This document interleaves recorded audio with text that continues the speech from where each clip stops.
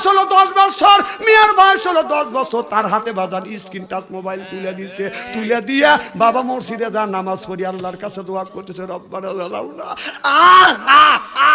কথা কয় না, ইস্তেরি করে থুয়ে দেবো আজকে। এর মধ্যে কিছু কিছু জিনিস আছে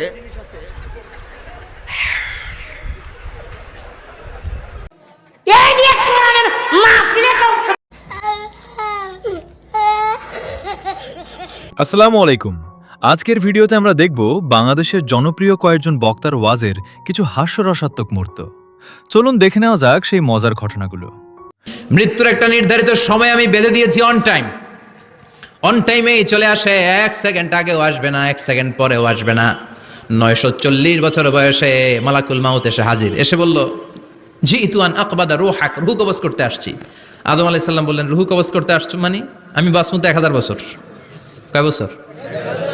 মালাকুল মাউত বললেন, না না, ওই যে আগের কথা স্মরণ করেন, আপনি 60 বছর দিয়া দিয়েছিলেন। কয় না, আমি দেই নাই, আমি আরো বাঁচুম, আরো 60 বছর পাওনা আছি, আমি দেই নাই। মালাকুল মাউত বললেন, আপনি দিয়েছেন? আদম বলে, দেই নাই। মালাকুল মাউত বলে, আল্লাহ ঘটনা দেখেন, দিয়া কয় দেই নাই। আল্লাহ কয়, থাক, কথা কইস না, আয়া পড়। সুবহানাল্লাহ পড়েন।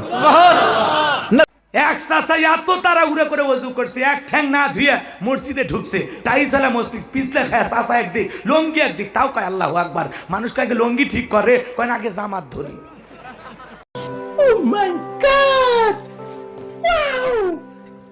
Tenemos arribate juntas pueden explicarme. Hello.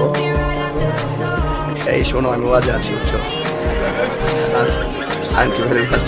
তোমার যন্ত্রণাটা। প্রিয় দর্শক, ওয়াজের সীমিত ও শালীন হাস্যরস মানুষের মনোযোগ ধরে রাখতে সাহায্য করে। তবে আমাদের মনে রাখতে হবে, ওয়াজের মূল উদ্দেশ্য হল দ্বীনের শিক্ষা, আল্লাহর স্মরণ এবং আত্মশুদ্ধি। তাই আমরা হাস্যরস উপভোগ করব, কিন্তু ওয়াজের মূল শিক্ষা থেকে যেন বিচ্যুত না হই। আল্লাহ তাআলা আমাদের সবাইকে দ্বীনের সঠিক বুঝ দান করুন। আমিন।